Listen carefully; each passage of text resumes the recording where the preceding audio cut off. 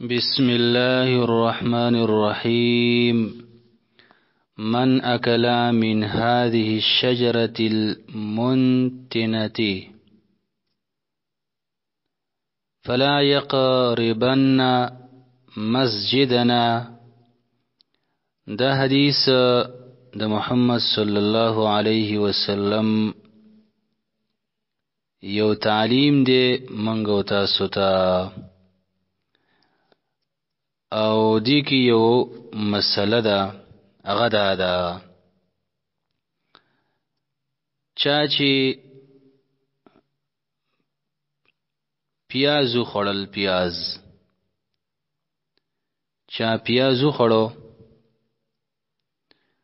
نو دا انسان دی د الله رسول صلی الله علیه وسلم فرمای نرانی زیکیږي زمون جمعات ته. ولی جمعات کې د ملائکو ماحولی ملائکیم دی جمعاتونو ترازی د الله رب العالمین بندگیم که یو پدی بندگی کې د خلکو سره شریکیږي، وعظ او نصیحت او بیان تمکینی، خطبه تم د الله رسول فرمایي چې ملائکه راضی کینی، نو هغه د تکلیف رسیږي.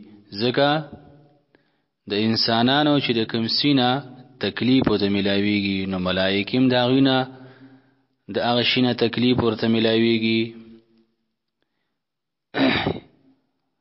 بیا پدې کې هر هغه شی داخلي علماء کرام فرمایي چې بدبوئی کوي او انسان هغه استعمال کړي او انسانانو ته تکلیف رسیږي، مسلمانانو ته په سب کې د څه شی لری کا داغي هغه اثر ختم کا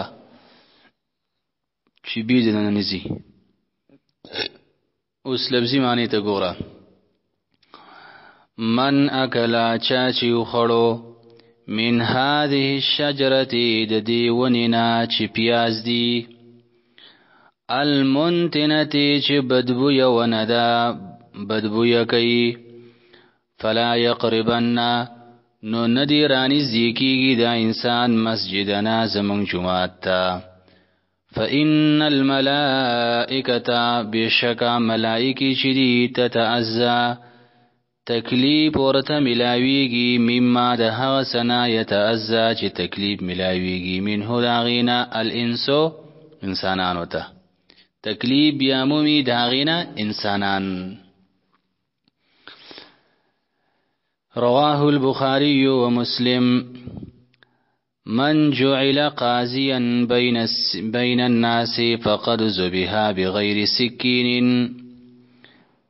دی حدیث کې دا مسله ده چې ځان قاضي کوم، د خلکو فیصله دې ته غاړه مګدا، قضاوت ته غاړه مګدا، او ځان جج م جوړوا. د دې وجه ده د الله رسول وی دا انسان گویا کې ذبح کړل شو بغیر د چړکینا د سي هلاک شو. ځکه چې په قضاوت کې د انسان نه کمې کوتاهی کیږي، د یو حق راوالی بل ورکی، د بل حق راوالی بل ورکی. نو دی وجنه د خلکو همینس کې د قضاوت کوشش مکوا. کو چا ویل چې موږ له فیصله وکوي بل یو سي زمانه پویا انسان له یو سي غاړه وته مګدا. دې مطلب دا دی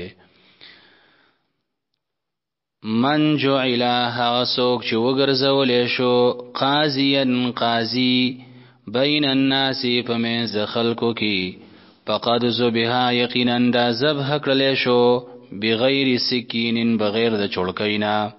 سکین چړې ته وای. رواه احمد و ترمذی.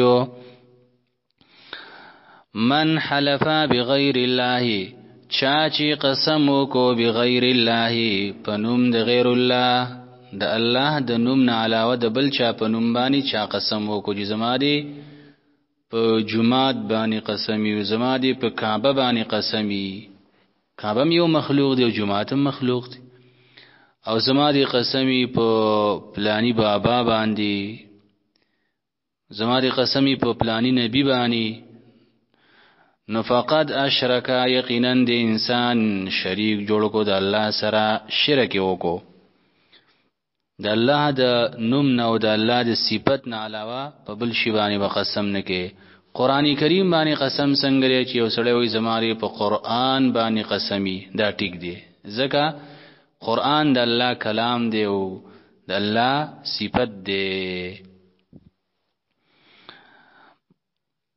من کان یؤمن بالله، هغه څوک چې وی چې ایمان راوړي بالله په الله باندې والیوم الاخر او په ورځ د آخرت باندې، فلیکرم نو عزت دی وکي ضیفه د خپل میلمه. ومن کان او هغه څوک چې وی یؤمن چې ایمان راوړي بالله په الله باندې والیوم الاخر او په ورځ د آخرت باندې، فلا یؤذی نو تکلیف دی نه ورکوي جاره خپل ګاونډي ته په الله او د الله رسول او ورځ د آخرت باندې گاونډي له تکلیف نه ورکه. او گاونډي له تکلیف ورکه نو معلومه شو چې ستا سم ایمان جوړ نه دی. ومن کان یؤمن بالله والیوم الاخر، او هغه څوک چې وی چې ایمان راوړي په الله باندې او په ورځ د آخرت باندې، فلیقل نو ودی وای خیرن د نیکی خبره، او لیسمت او یادی خاموش کینی، یادی خاموش کینی. د نیکی خبرې کوا، دعوت او د اصلاح خبرې کوا،